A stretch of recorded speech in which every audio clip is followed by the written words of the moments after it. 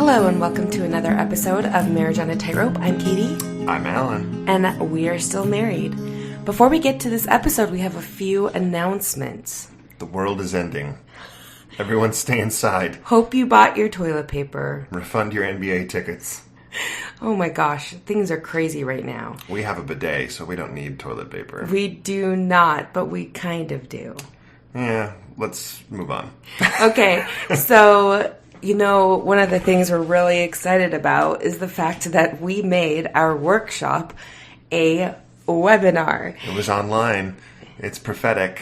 Coming from you, that means a lot. Hey, anyone can prophesy. Stop. We just wanted to give you a few updates about our workshop on a tightrope. For those who didn't listen to the last episode or are not in the Facebook group, have not received an email or Instagram, I feel like we've been doing it on all fronts. Trying to get the word out. Yeah, trying to get the word out.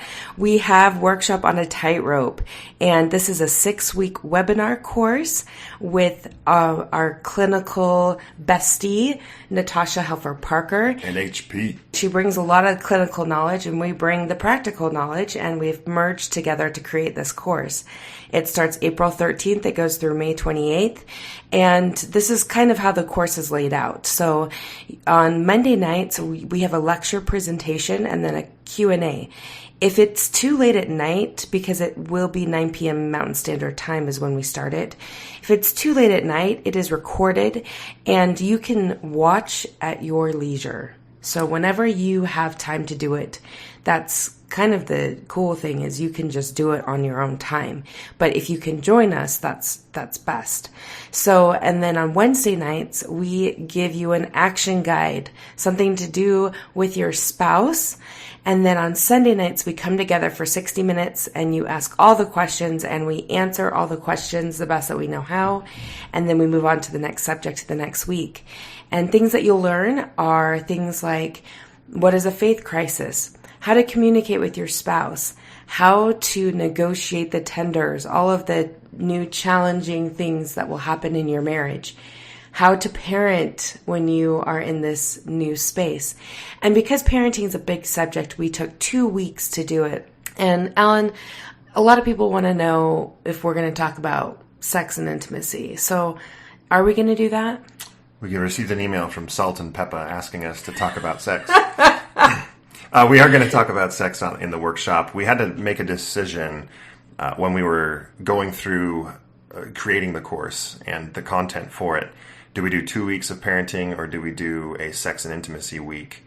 And we decided to do both. So we really felt it was important to do the 2 weeks of parenting, but we have added a Flourish Masterclass is what we're calling it. And it's powerful ways to grow closer in sex and intimacy.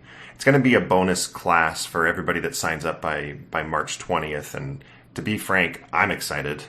Not like sexually excited, but does everyone understand? I'm excited to go through that bonus course as well.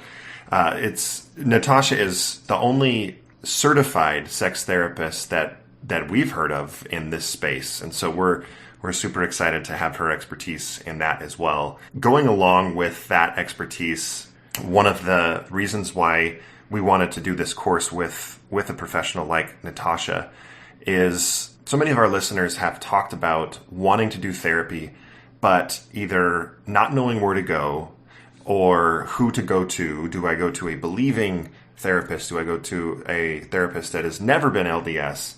And neither of those feel like the right option for both members of the marriage. And so Natasha understands both sides of the faith spectrum, if you will, and doesn't have any bias towards either side. And the other objection that we get is, or that we've heard is, it's so expensive. It's too expensive to do a one-on-one therapist for any significant amount of time because professionals are expensive, and Natasha is expensive one-on-one as well, and there's good reason for it. So being able to bring her in this group setting makes it affordable for everybody.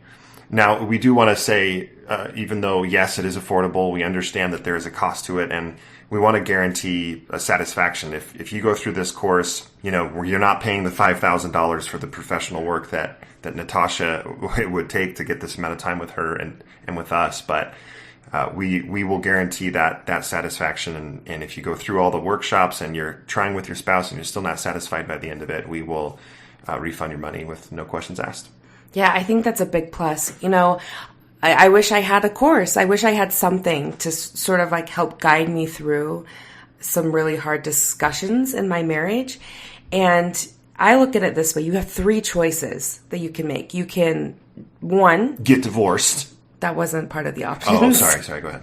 The first one was you could just go through it on your own and try and figure it out, which is what we did. And this is why we're creating the course, is because we know how difficult that can be. The second choice was we could hire someone, which it could be equally as expensive, as tiring, as burdensome, trying to find the right person. A lot of you live out of state, and it's very difficult to get to a therapist who is understanding of the general area that you're in. And so you don't have to do any of the legwork where you're explaining to them, what does it mean to be an LDS person? So you could do that, or you could take the course. And, I think that if you have you come in with the right intentions, you're wanting to learn, you're wanting to do it, you will absolutely get so much out of it. Someone asked, I'm a single person, or I just myself would want to go through this, but my spouse doesn't. And, singles, you are welcome to come. If you're in a relationship where your spouse isn't quite ready yet to make that commitment, the great thing is you buy the course and you have it forever. Your spouse can go through it on their own terms. They can go through it at a later time. You both can go through it at a later time, because everything's recorded and you will be able to watch together later. So I think that should check all the boxes of the what ifs and problems that you may foresee in your own future when doing this course. Yeah, I think the last thing that we'd like to say before we get to our awesome interview, and we'll introduce them here in a moment, is that if you don't have a need for the course, we have a number of people that are listening that are either are no longer in a mixed faith marriage, or they're at a better place in their mixed faith marriage, but you'd like to pass it forward or pay it forward, as it were. Haley Joel Osment movie that's just really depressing. Anyway, if you'd like to do that, you can send us a donation and earmark it with the comment of workshop scholarship. Any sort of note that says scholarship, and we're going to help those that need the financial help. We want to make this available to as many people as possible. So you can do that through Venmo at Marriage on a Tightrope or the marriageonatightrope.org website. And if you just want to donate to the podcast, you can do either of those also. You can Venmo us, or you can do marriageonatightrope.org and you can click the donate button. We really appreciate that. A lot of this time and effort it's just all circulating back to the podcast. It keeps us going. It keeps us doing what we love. And hopefully it helps you in return. So if you appreciate that, we would very much love to see a donation. And now, onto what you've been waiting to hear, as Bill says, or used to say. I don't think he does anymore. Plagiarism. We have a great interview with EJ and Sarah Morin right now. To give you a little intro, they are newly married within the last few years. They do not have kids. And EJ's faith crisis, spoiler alert, occurred just within a couple of months of them being married. So if you know anybody, or you yourself are in a marriage that is relatively new without kids, this episode is for you to hear the perspective of a couple who is very new and doesn't have kids, answering the question of, should we even try this? It may be easy just to cut and let each other find someone else that beliefs match up better. And we talk about that with them as well. It's a super great interview. We are really, really appreciative of them being with us, and we hope you enjoy it.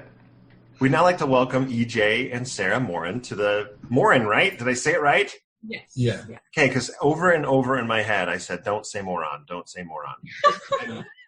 And now I ruined it. Welcome to Marriage on a Tightrope. Thank you guys so much for joining us. Of course. Hey, good to be here. This is fun. Where did we meet?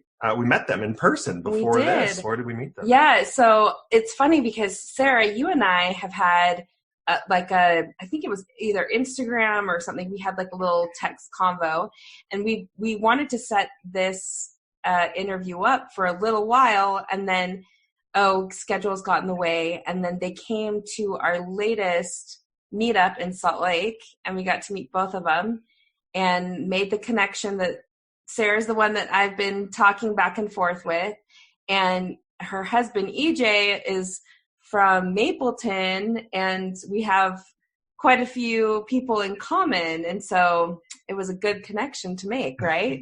Yeah, it was.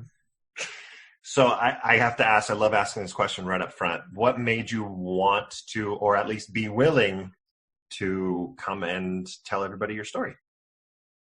I'll answer that because I'm probably the one who wanted to do it more. Okay, that's fair. But I don't know. I think maybe we have like a unique perspective on certain things because we're like at the beginning of our marriage. We don't have kids yet. So I thought maybe that could help people in our situation. And then also maybe just if we have friends or family who want to know more, I could like refer them to the podcast. Great. But yeah, I kind of went back and forth about it for a while, but EJ said he was okay. He would be fine to do it. So I just thought it would be fun to kind of get our story out there and maybe help other people. So that is a good goal to meet. It is. Thank you. I think that's like one of the reasons why I was really drawn to both of you is because we haven't had any couples on like you. You know, you haven't been married for very long. You don't have kids. You've had some really cool experiences, and I think that we have a lot of listeners that fall in that place that, especially now, quite a few who are students and newly married, and they're going through this, and I think that this interview will really speak to them, and so I'm really, really grateful you guys decided to come on, so thank you. thank you. And friends and family of the Morins that are listening today, hi, and welcome to our show. It'll be just fine. It'll be just fine. So let's get to know you both a little bit, completely outside of kind of LDS land. Tell us a little bit about, let's start with you, EJ, since we haven't spoken too much yet. Let's start with you of just kind of where did you grow up? Katie mentioned Maple Mountain, but tell us a little bit about Mapleton. Sorry, Maple Mountain High School is the name of the high school. That's anyway, tell us a little bit about your upbringing, sibling numbers, which one you hate the most, all that kind of fun stuff. So I was born in Mapleton, lived there until I was 18. I'm the youngest of 8 kids, Woo. 5 older brothers, 2 older sisters. Then I went to BYU for like a semester, and then went on my mission to Cameroon in Republic of the Congo. What language? It was French. French speaking. Very cool. And then I came back from that and went to BYU again and studied Middle East studies and Arabic. Yeah, so EJ, like, tell us about like family life. You know, you're the youngest of 8, so did you have a lot of older siblings who were like the examples and you just kind of like fell in line? What was your home life? Was it Orthodox? Was it more relaxed? How was that? All of my 5 older brothers served missions. My dad served a mission. All of my older siblings were married in the temple. They're all active. I think we're raised in a pretty Orthodox family. Yeah, like we read scriptures every day, probably up until I was like, when everyone else left except for me, then we kind of stopped. You gotta give your parents a break, right? They were tired. Yeah, no, I don't blame them. And then, yeah, I mean, we had pretty strict rules in our house regarding like movies, you know, Sunday activities, dress. So yeah, the church is like a huge part of our lives. Yeah. Any experiences in your youth that were formative with your relationship with the church? Not really. Like, I was never really super I mean, I went to church every week. I always hated it. I never enjoyed scripture study. I never enjoyed watching General Conference. But I did it because that's what I was supposed to do. There wasn't really any experiences. Like, I love my mission. Honestly, it was like the funnest 2 years of my life. Like, I loved it. Yeah. And growing up in my house, like nothing really, can't really think of any experiences that, turned me off of the church as a teenager, but nothing that really like made me love being a Mormon as well. Sure. Just kind of middle ground. Mm-hmm. So all my friends were active. All your friends were active, did you say? Mm-hmm. And did you feel like any sort of pressure because you're the youngest? Like that'd be a lot of pressure, I think, like knowing all of my siblings had like done all the things, all the check marks. I feel like that was the only way that I felt pressure was just because everyone else had done it. Uh-huh. As far as like parents, they were pretty open to, like I never really remember them pressuring me to serve a mission. Yeah. If there was a Sunday I didn't want to go to church, I basically never wanted to go to church, but if there was a Sunday where I woke up and I'm like, I'm just not going, my parents were like, okay, that's cool. Most of the time I felt enough pressure to go that I would usually go. Mm. But yeah, so that pressure was just basically because everyone else had done it, but nothing like spoken or. Mm-hmm. Yeah, it's more of just this is how it is. This is how it's done. It doesn't have to be like an outward direct pressure. It's just kind of, this is what we do. Exactly. Well, Sarah, how about you? Tell us a little bit about your upbringing and about your family and growing up. Yeah, so I'm also the youngest of 5. So I have 3 sisters, 1 brother. And I would say my home was also pretty Orthodox. I don't know if it was quite as Orthodox as EJ's family, but no, just kidding. No, we were like my parents, like super strong testimonies in the church, always did like family scripture study, and anyway, they're always like trying to do their best and all that stuff. So they tried really hard raising us in the church. And I'm like different from EJ. I always loved, I loved church. I loved like I loved my experience in the church. I still do, but it's just a different relationship.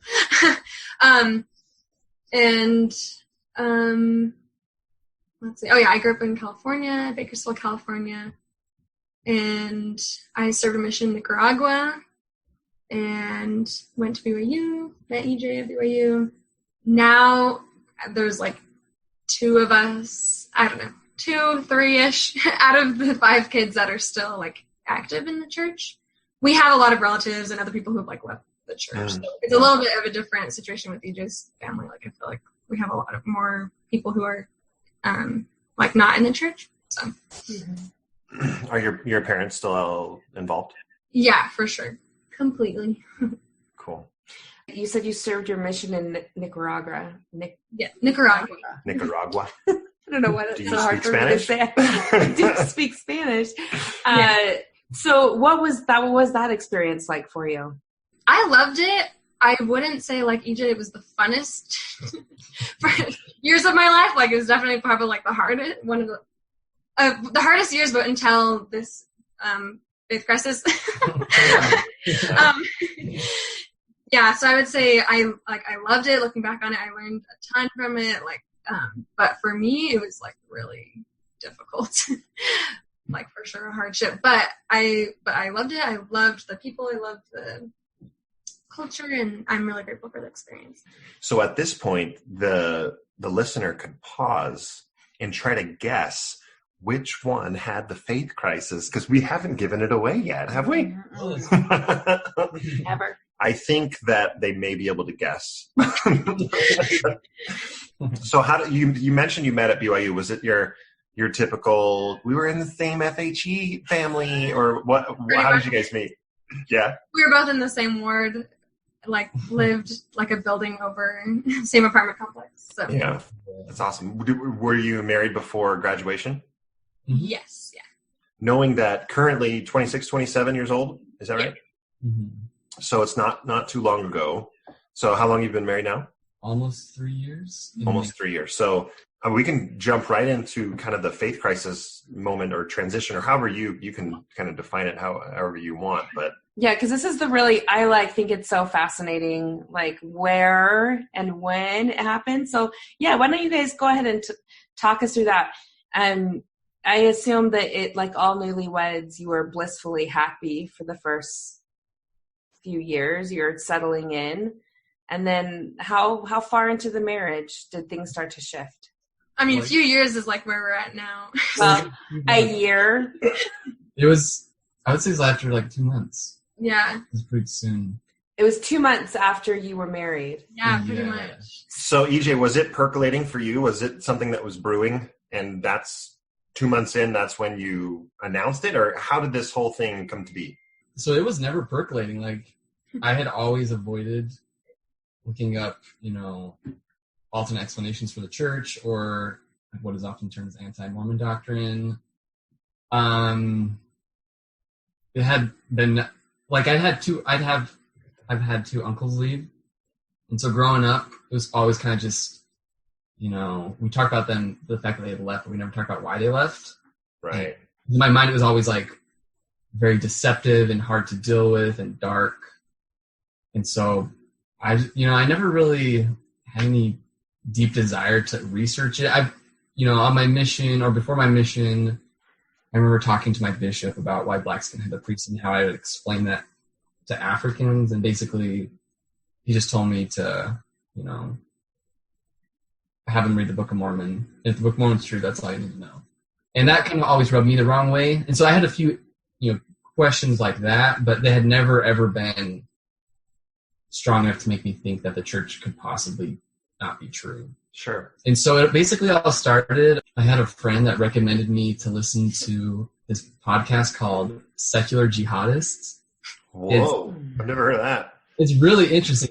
It's like 4 or 5 ex-Muslims who get together and talk about them leaving Islam. And I'm going to subscribe to this right now. Keep going. Yeah.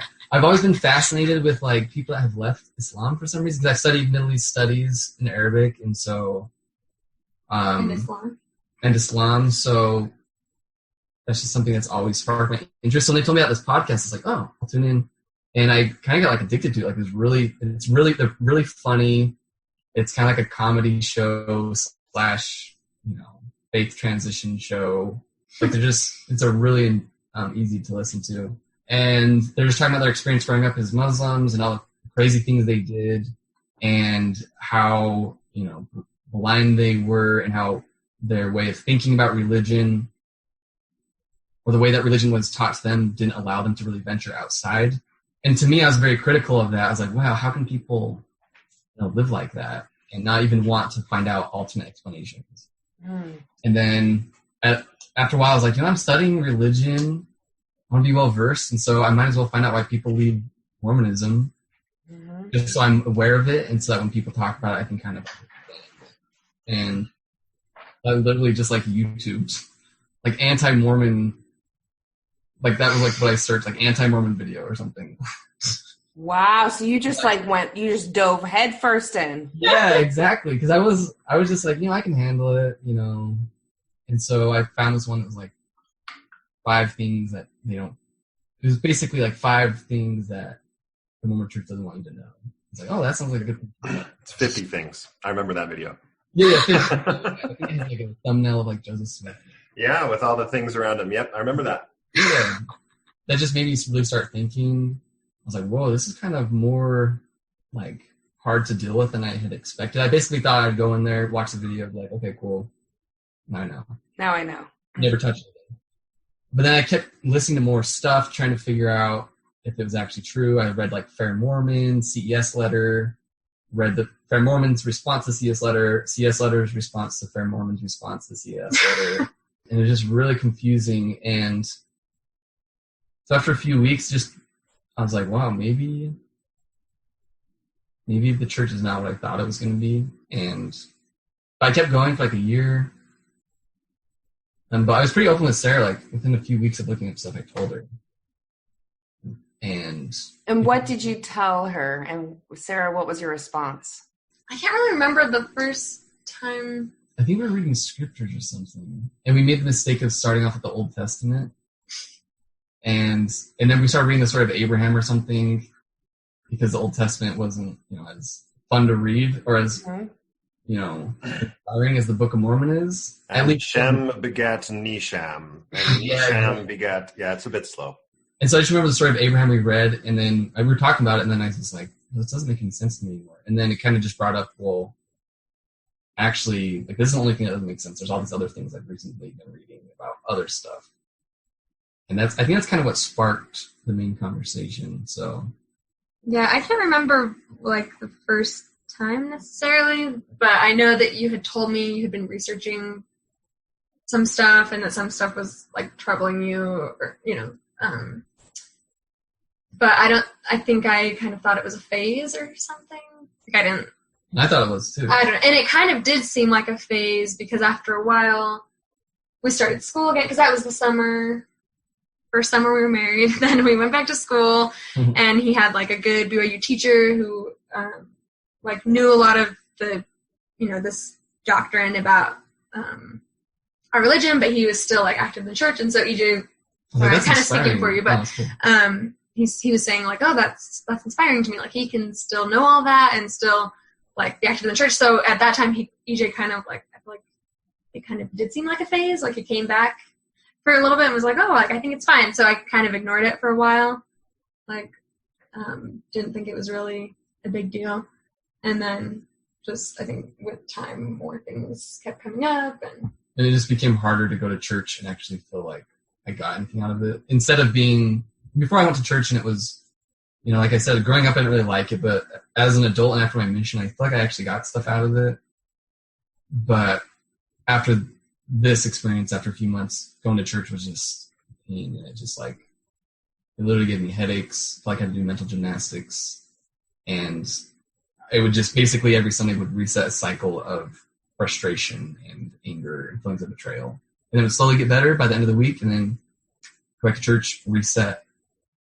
So what kind of messages at church would be the hardest for you to hear? Is it just things that were like, no, this doesn't fit with everything that I've learned, or was it certain topics or certain ways that people are talking? Just trying to help out our listeners that are experiencing the same thing or have experienced the same thing, kind of see what insight you have into what was difficult for you, and maybe that will ring true for them too. Most of it was just like gospel doctrine and reading like the Gospel Principles book or studying a specific prophet. Just kind of seeing the way that they talk about stuff in church as opposed to how it's actually written in church history. Not like even an anti-Mormon, I guess. Sure. Just seeing how much they dilute it and how much they whitewash history in the church to make it look like it's a pretty picture and that obviously it's true. So basically the omission of a lot of details that I think are important for people. Right. And it's just consistent. And so it wasn't ever really like, never have had issues with people or the culture. It was basically just going and feeling like every week I was being lied to or being taught a fairy tale version of what had actually happened. So. Did you ever discuss that with your bishop? No, I never talked to any like church leaders. One time we did. Well, so we moved to Jerusalem. What? And I did a short course master's program in Middle East and Islamic Studies at an Israeli university in Jerusalem. And so that after a month of moving there, that's when I finally decided to stop going to church. So basically my branch president called us in for tithing settlement after I had not gone for a couple months. And he basically just wanted me to like open up to him. And I didn't want to at first, but we talked a little bit about it. That was basically it. It was that one time. And then I want to get to that because I think it would, for a lot of people, the idea of going to Jerusalem is like a very spiritual experience, right? When I think of Jerusalem, I think like, oh, well, you do the tours and that's where Jesus was, and you listen and you go to all these places where he walked. And did you go to Jerusalem with kind of new eyes and a new feeling about your beliefs? And how did that translate when you got there? Can I answer? Yeah. Yeah, please. And I did think of that, like, before we left. I was like, oh, maybe this will help me have a stronger testimony, or, just, which maybe it did in some ways, but in other ways, for me at least, it was kind of hard because we would, like, go somewhere, like the place where people think Christ was crucified or where he was resurrected. And then I would, like, ask EJ, like, so do you, like, even believe this happened, And so he's like, well, not really. Like, and so, it was, in a way, it kind of made it harder because I'm like, oh, we're, like, seeing all these places. And then it's like, you don't even think that this happened.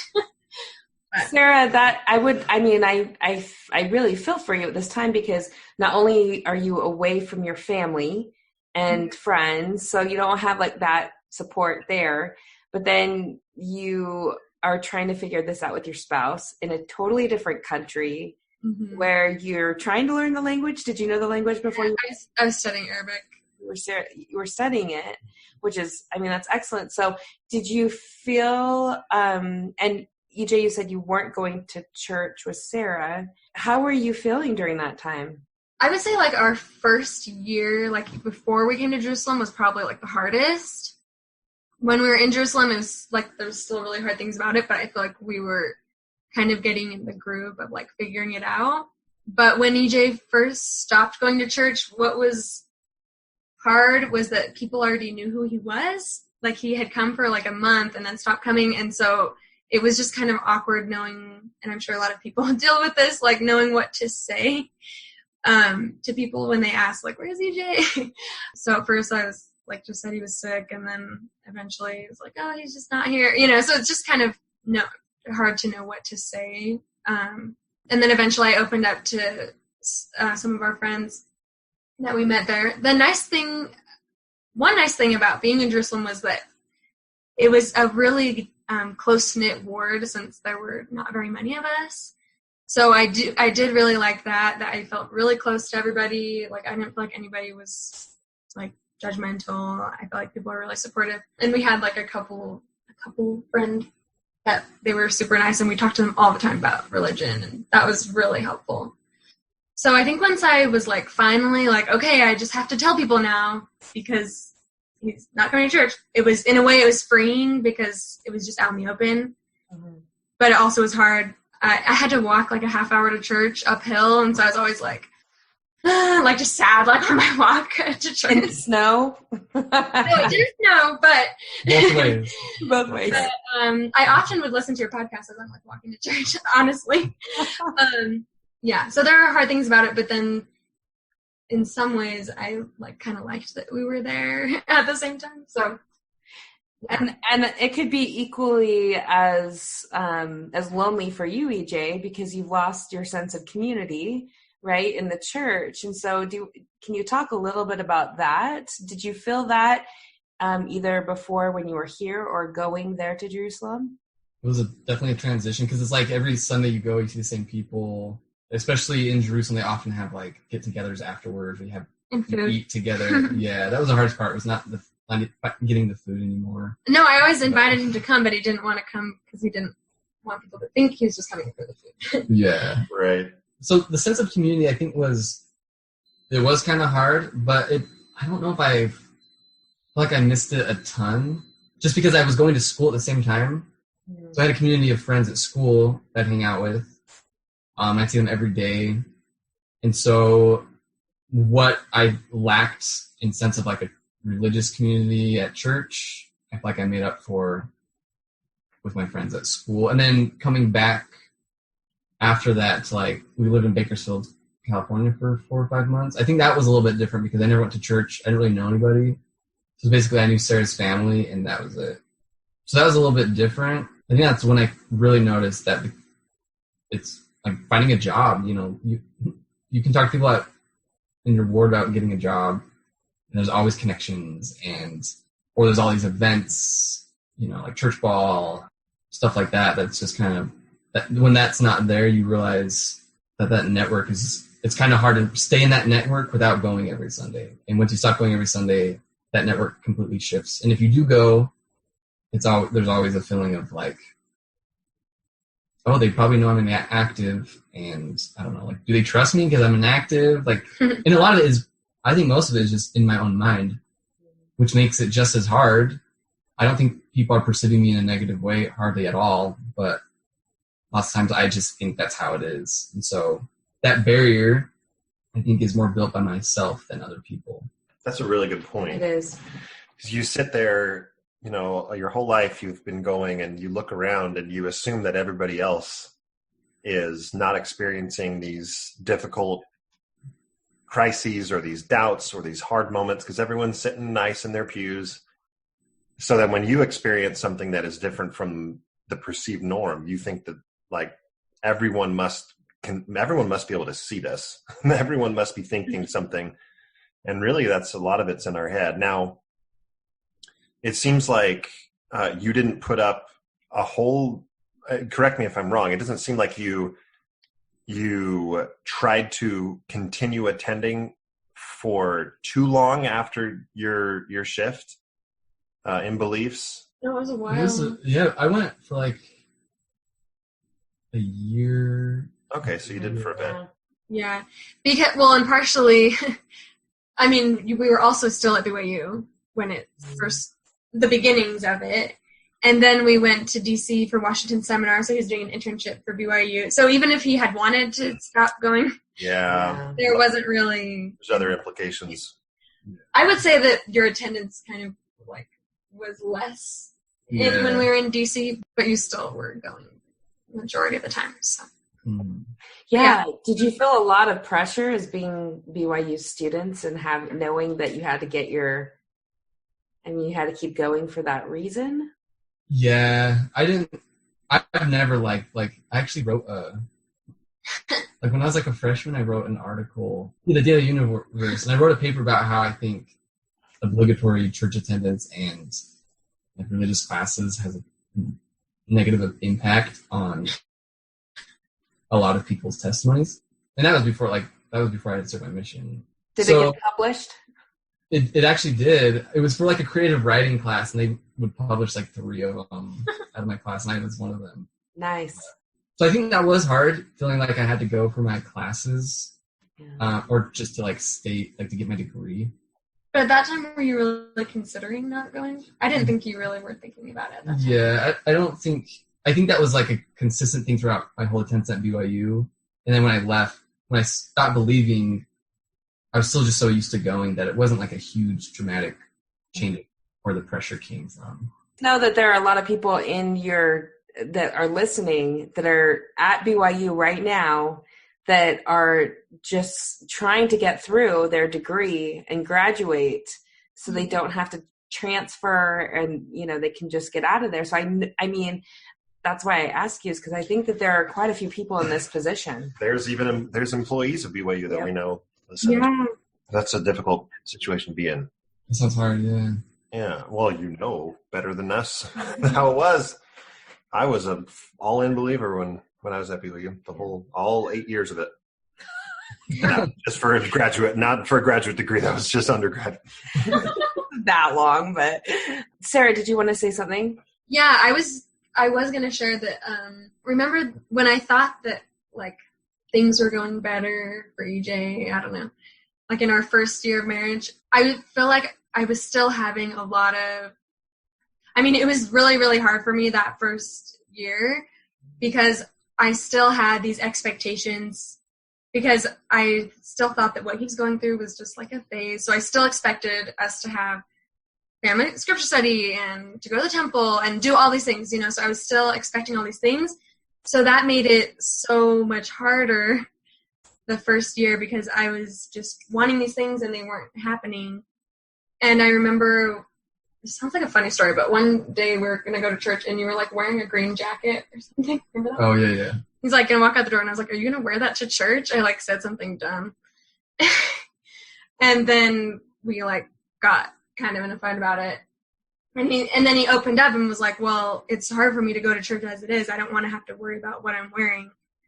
And then I was like, oh, I didn't realize that was the deeper reason. I hadn't realized until that moment that he was having a hard time going to church. That just I thought that he didn't, I don't know, I didn't think about that. And so, of course, after I think I have improved, but I think that things like that, like, don't matter, like what someone's wearing or like to church, there's always, other things are way more important. And so I think that was kind of when he was able to open up to me, I was like, oh, and then I could understand more, like, why he's having a hard time. That was just a really big thing for me, was like, I had all these expectations, and then finally when we were in DC, that was when it was like our first year anniversary, and I finally like had a switch in my head, and I was like, well, whatever I'm doing right now is not working, so I need to change. And that was basically when I was like, well, let's just try going a month and not doing scripture study. And it was great. Mm-hmm. Yeah, so tell us, what are those things you did? Because I was trying to force him to do something that he didn't want to do, and then I finally was realigning my expectations with what was reality, and like, I can't be expecting him to do something that's not in aligning with his beliefs. So once I was able to do that, it really helped our relationship.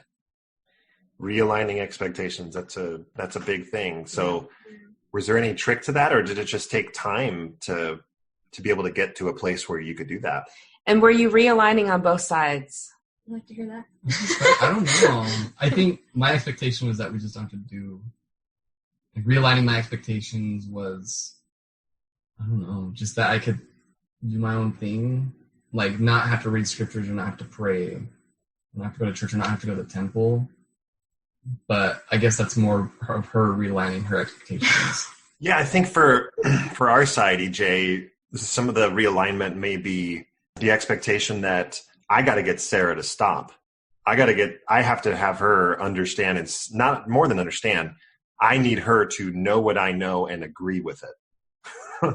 Yeah. Was that ever part? You don't seem like a bully fighter type. Was there any part of you that was like, no, you don't get it. Sit down and read this and follow me. Let's go. Was there any sort of push or pull in that direction? I don't really think I think there was expectation as far as allowing me to communicate everything I've heard. And if she's wanting me to make an effort to like find the truth about the church, then she should make the same effort. I guess it's kind of like a negotiating tool. Like, yeah. I don't know, because I've never really expected her to stop going to church or to stop believing. Yeah, he's been really supportive. Like, if I want to stay in the church, he's been really supportive of that. So I wouldn't really say there's been that, like, let's get out together attitude. It's more been like, this stuff isn't some crazy weird theory, or it's stuff that's like in church documents, and it's stuff that the church used to teach as doctrine, and there is a valid reason that should cause someone to doubt. Not that it's, and basically what I'm doing is not due to laziness, although I do love not going to church on Sunday. But yeah, there's never really been that expectation for her to leave. That's good. I wonder if the fact that there aren't kids is part of that, right? Because when you have the crisis in your mid-30s, like many people have, like us, you've got a bunch of kids, and disrupting that is an even bigger topic. So, I mean, that leads, I know you have a question. I may have like the atomic bomb question. Was there ever a moment where either someone suggested or the thought came to mind of, man, I can get out of this. We don't have kids. I can start over. I can find someone that isn't LDS, or I can find someone that is LDS on your side, Sarah. Mm-hmm. Now, that's a tough question. You're smiling, so maybe this conversation has happened, but can you talk about that a little bit? That's what I was going to ask, by the way. Is it? Yes. Oh, you're so insane. Wow, nice. I think for me, it was basically in my mind, I was like, in her belief, she can't be exalted. Like, so why would she want to be with me if basically I'm leading her to fail her eternal desires? That's really weird to say that. Anyways, makes sense. Like, her expectations for the afterlife are completely ruined because of me.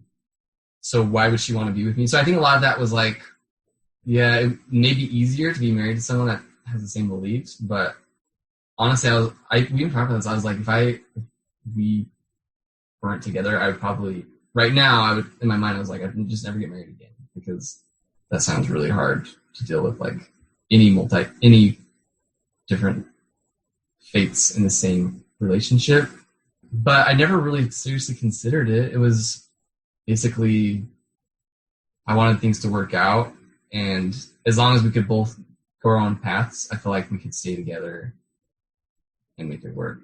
I don't think we ever like openly talk about like, hey, do you want to separate? Like, I don't think we ever actually talked about that, but I do remember us having that conversation in the park, and we like asked each other like, well, do you still want to be with me? And we're like, yes, or like, you know. So we've had situations like that where we maybe got in a fight or something, and then we like are like reaffirming like, do you like, can we do this? Do you still want to be with me? Yes. And I feel like we've had moments like when it's been harder where we have kind of said like, well, do you think we can do this? You know, we've had moments like that. Yeah. Can we do that? You know, but I don't think it's been like a serious thought of like getting a divorce or anything, which I don't want. And I think we're like doing pretty well. Like I think after we've gone through all that hard stuff that we've been through, I think that our relationship has grown a lot. But I know that kids is like a whole other story. Yeah. But that's why I really enjoyed like the podcast, because I'll listen to it and then I'll be like, hey, what do you think we would do in this situation? Which of course right now we don't know. It's just going to be one step at a time. But like, I don't know. I think at least we're thinking about it, and hopefully that'll make it easier when it comes. Right. No need to live trauma now that you will experience later in life. But I think it is important to talk about it, as you said, and just to come to an understanding of what you both believe and what you think. It's really important to find that common ground, now, especially before the kids come, so you're not going into it blindly, so to speak. I think you guys deserve a lot of credit. Yeah. The multiple times that you said, can we do this? Do you want to do this? In the heat of the moment, in the heat of battle, of a big fight, like being deliberate in those things, in those hard moments is hard to do and really important. So that's great that you're able to do that. Being able to, in those hard moments, just look at your spouse and say, I know this is hard, but I love you. And we're still speaking in elevated tones, but I'm in this with you. I'm in it with you. And that's really, really, really good message to hear. So thanks for sharing that. Tell us a little bit about when you decided to tell your families, and how did you decide to tell your families about where you were at? Yeah, so I first told like one of my sisters. It was right before we went to Israel. Oh yeah, it was right before we went to Jerusalem. I just like sat down and we talked about it. I basically told her, I was like, I don't know if it's true. And that was basically it, though. Well, first I told your sister and our sister-in-law. Oh, okay. And then I think that's when she talked about it with us. After that. Yeah. But that was like 1 out of like 9 people to tell. Right. And that was pretty, like, she's very understanding. She's easy to talk to. But then I kind of felt bad because then it made her like have some serious struggles with the church. And so then I was like, I don't know if it's a good idea to tell people, because it's like, I'm totally happy with people. I'm like, if I could still go to church and be happy, even if I don't believe it, I would still do it. Like, the reason why I don't believe and the reson why I don't go to church are completely separate. Are you guys familiar with Marco Polo?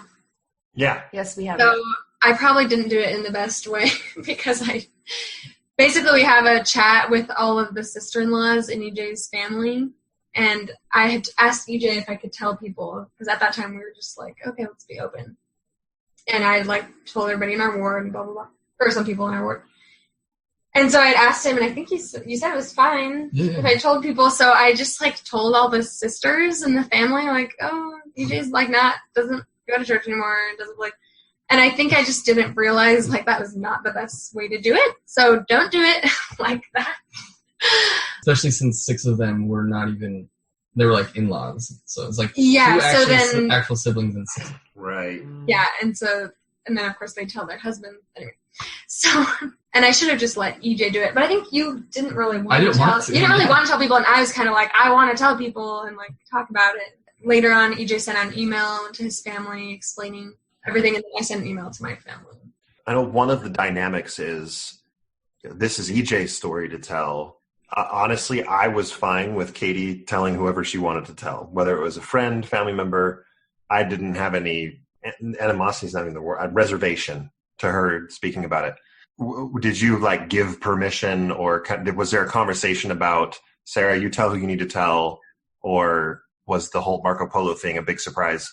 It wasn't a big surprise because we had talked about it, but it was basically, I feel like I kind of had the easy route because I stopped going to church, and we're living in a country where like no one really, a lot of people are religious, but everyone's different religions anyways. Basically, I didn't have to deal with, like, my life didn't change that much outside of going to church because I never really talked about church at the university I attended. So I took the easy route, and so then I didn't have to deal with people asking me questions all the time. Like, where's your husband? Why doesn't he believe? Blah, blah, blah. So I just told her, I was like, if whatever way you feel like you need to deal with it, like, just do it. If it's telling people that will help you, then I think that's a good plan. So yeah, and I really appreciated that because I really needed people to talk to. So it was nice that EJ told me over and over again, like, tell whoever you want. But the one thing he did say was that he just doesn't want to be painted as like this lazy person. Yeah. Who doesn't want to go to church, but that there's like legit reasons. Sarah, was it hard to not feel like when you talk to other people, whether it was family or friends or people in the ward, about where EJ was out, was it hard not to slip into the victim mode? I felt like I didn't want to be seen as a victim because I already felt weird about it, and I felt like people were looking at me. They weren't really. Like EJ said, it was probably all in my head. You just felt it, yeah. Like, they probably didn't care as much as I thought they did. It just feels weird to sit, by yourself at church when you're not used to doing that. I didn't like that. I usually just sat in the back row or something. I'm with you. I didn't want to feel like the victim. I didn't want people to pity me. That was a big thing. I didn't want to be the church widow. Oh, poor. How are you doing? Yeah, Is everything okay? I was the primary president, and so it was like, oh, that poor primary president with her 4 kids who's there at church all alone. And those are the type of stories that people tell. Like, oh, she persevered and she went with their kids. So I know how you feel about that. Did you feel any of that pity from family or friends? Was that hard to deal with? Maybe the only person I felt it from was my mom. And that's not like a bad thing. Of course. Mom. It's just because she felt sad. She had to go through the same grieving process. Like and of course my mom, she grew up in a family where her mom took the 4 kids to church. So her dad wasn't a member.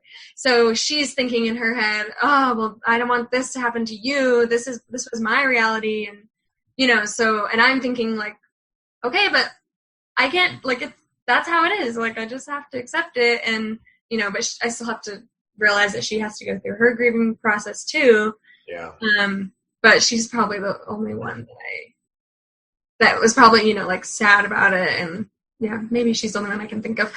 Well, you make a really, really important point to remind everybody of is when you talk to loved ones, they have to go through their own grieving process. Mm-hmm. So a lot of times, especially if a lot of time has passed for you and your spouse, then it's not as hard for you, even in the moments of, by the time we talked to Katie's family, for example, like it was still difficult for us in some ways, but it wasn't hard for me to talk about these things anymore. You can kind of get blindsided by someone's reaction because you expect it to go a certain way because you're in a better place. But this is a bombshell to a lot of people. So their reactions, everyone needs to remember that this is the very beginning for them, and what it felt like in the beginning for us, pretty tough. And now that clock is starting for them as well. Yeah, I think that was the same thing happened for us. Like, we're like, oh, like we're fine.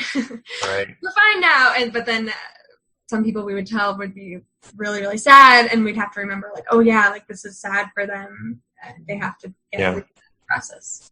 So you moved back from Jerusalem. How long ago did you move back?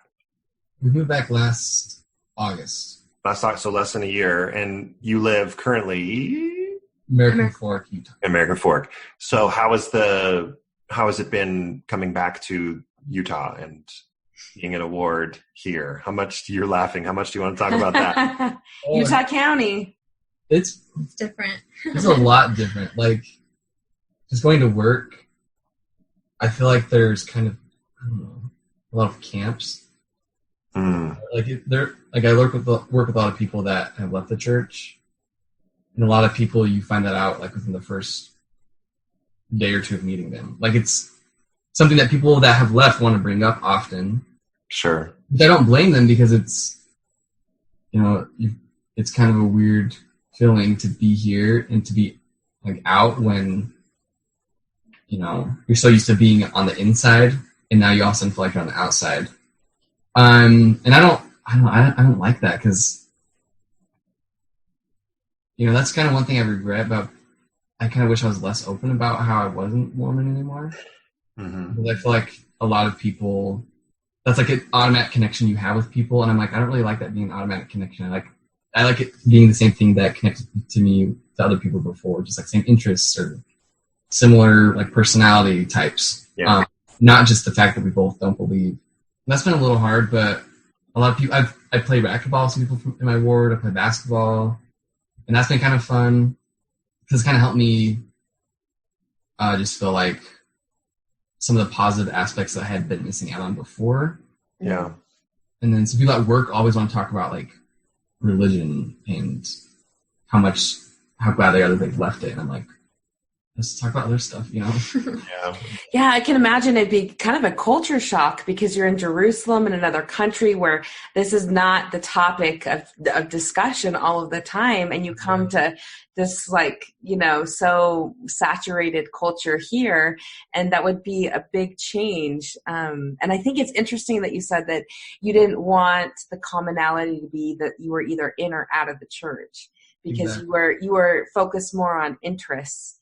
And I think that across the board is probably really good advice for all of us, is, not to assume, number one, and number two, to have other interests other than the church and have something else to talk about. Because, we've all talked to those people who 100% that's the only thing they can talk about is, and nothing bad about it. But I think that's important. That's a key thing to have in your utility belt. Yeah, there's a healing process part of it. There's, for a while, I talked to a lot of people at work about having left the church, particularly with those that have left. But after you've kind of processed through that, it seems like, EJ, you're in the spot where it's like, okay, yep, I get it. Time to move on. Let's get back to, the things we have in common rather than the things that we no longer have in common. Yeah. And I think that that's a natural. So if you're listening to this and you are in that space where it feels like I have to talk about this, I'm going to check. This is what I did. I literally checked for people at getting coffee at the coffee machine, and I would go and whisper to them, what's your deal with the Mormon church? Because I was like, I got to find people. I can talk to. And now I just don't care. It just doesn't matter anymore. Yeah. So if you're in that space, it's okay. You'll get past it. It's part. It's just, you go through phases. I think. Like the first day of orientation at my new job, it was the same exact thing. Like, one guy came up to me and he's like, "Do you want to get coffee?" Like, when we're just eating lunch, I was like, "Sure." And he's like, "Oh." And we got coffee, and he's like, "So, dude, like, what's up with the Mormon?" That's the litmus test. That's the litmus test. Yeah. It's so funny. And yeah, there's definitely I've just been like, no, I'm totally in, man. Yeah. This is actually just hot chocolate, but and I think that's important too, because like there was totally a phase where that's all. Like I want to talk about with Sarah was just basically all these issues that I had. Right.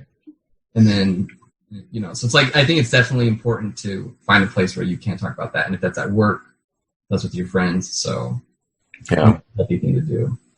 Sarah, how about for you? How's the move back been? How's the new ward? How's it being down there in AF? At first, I did not like it. Yeah, it was just weird getting used to living somewhere where everybody's LDS again. Right. But now I feel like I'm more used to it. And people here are super nice. Like, I actually really like the ward. I feel like everyone's been super, super nice. And I don't know if they did this on purpose, but the ministering sister I have, her husband also left the church. So we're like, cool. So we like, we're just talking about how we shouldn't bond on that, but kind of bond on that. No. Similar experiences help. It's, just nice to have someone else who, kind of understands. So I like go to church with EJ's sister and her family. So I'm not like sitting by myself. So maybe that makes you too. Yeah. I feel like it's been okay. But yeah, it is definitely an adjustment. I think now I'm more used to it. But like when we first got here, I was like picking up something for you on a Sunday. And I just felt really weird. I was like, I'm in the store. I'm in my church clothes. And I like felt so awkward. Anyway, so just those feelings of like people watching you, or I don't know. Right. But once again, it's probably like more in my head than it really matters. Anyway, I think it's gotten easier. It's gotten better, but at first it was a shock. Right. Yeah. Okay, so, you're young, you don't have kids, you have the whole wide world in front of you. So tell us, what are your plans for the future? That's a good question. So we have a couple of, options we're thinking of. So I am on the final stage of the State Department test. So it's the most competitive part, so it's really hard to get into still. But I'm applying for a position in the Middle East to work at consulates and embassies, and it'll be a 5-year fellowship. And so if I get that, then we'll move to the Middle East or to any Arabic-speaking country for 5 years. But if I don't get this, then we'll probably stay here for a couple more years while we both do school. Or we're still figuring it out. Yeah. Sarah, I know you're studying too. Do you want to talk a little bit about it? Yeah, I'm studying. Well, I'm doing some prerequisites for a dietetics program, so I'm going to do it online. So if we do end up moving abroad, I'll do it online. And then I'm not sure how we're going to make it all work. If I could do a business online or something, I would love to do that. But I would love, if we could live abroad again, I would love that because we love that. But we're fine with living here for a few years if that doesn't work out right now. So. Okay, let's hear your wisdom. If you could give anyone some advice that a couple that are in your shoes right now, maybe they're young, newly married, don't have kids, what would be some of your top pieces of advice you would give to them? One of the biggest things I've realized is, with my family and a lot of the people I've met, I've realized they have major issues in their marriage for a variety of different reasons, whether it's religious or just other things. And then just realizing every marriage has major issues. At least to that couple, they're considered major issues. And so I think a lot of the issues that we went through, I attributed the root cause being that we had different beliefs. And then realizing maybe this issue that we're experiencing is just a normal thing that people go through in their marriage. Because even if it wasn't related to religion, I'd be like, maybe it's just hard. Maybe we can't make this work out because we have different beliefs. And it's we're arguing about what movie to watch or something. And so I think not attributing every difficulty that you have to the fact that you're in a mixed faith marriage, but rather to the fact that you're in a marriage is a big... I love that. Normalizing it. That's a good point. That is a really good point. And obviously, a mixed faith marriage adds a lot of different dimensions, but I think a lot of the issues that exist are just part of growing together as a couple as two different people. I don't know how to follow that, but that was great. It wasn't that good. Just go ahead, Sarah. Maybe this just seems really basic, but just being able to... realizing that you can understand someone and not agree with them. So, you can listen and you can hear their side of the story, and you don't have to agree. You can just say, I understand, that sounds really hard, and I can see why you think that way, but I just don't agree.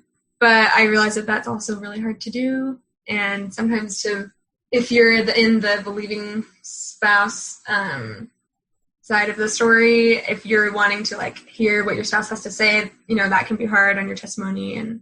But at least for me, it was necessary for our relationship. So I guess everybody can kind of make their decision on with that. But I feel like some things you do need to be open enough to at least understand where they're coming from, even if you don't agree. It's good advice. It's great advice. Did we miss anything that you wanted to talk about, that you wanted to leave us with parting words? EJ was saying, like, the whole, like, you know, in our belief system, like, I can't be, you know, we believe we can't be exalted unless you're married. But one thing that I always go back to and think is that, like, I'm not the judge, and I can't really say, I don't know what's going to happen after this life. And I know that there's, like, set things that we believe in the church, but I think that I can't really judge. EJ's an amazing person. Who am I to say that, like, I'm going to be, like, in a higher degree of glory than EJ? Like, I don't know that, you know, just because I'm going to church and he's not, you know. I just think that that's one of the things that has given me comfort, I guess, is just knowing that, like, I'm not the judge. I can't be the one who is I'm not the one who's making these decisions, like, in the afterlife. I think that's a really good perspective to have, because I think, at least in the believing case, you can get stuck thinking, oh no, I'm not going to be with him again. Yeah. But if you look at the grand scheme of things, especially for, again, those believing spouses, I think, you know, God will make it all right when we get down to it. I really believe that things will be made right, and whatever that means, right? So why worry about it so much now? Yeah. So I like that sentiment, because I absolutely can feel how grace and mercy comes into play, and how I feel about it versus how Alan feels about it. You just have to let go and of that expectation, like you said before, and you just hope for the best. Yeah. We'll be playing church ball in Outer Darkness. Me and you, EJ. Exactly, yeah. Please no. Racquetball. Racquetball. Church ball. That could be any ball. Church basketball, yeah. Well, EJ and Sarah, thank you so much for joining us on Marriage on a Tightrope. I think that your story is fascinating, and I really feel like it'll do a lot of good for a lot of people who need to hear it. So we really appreciate that. Thank you so much.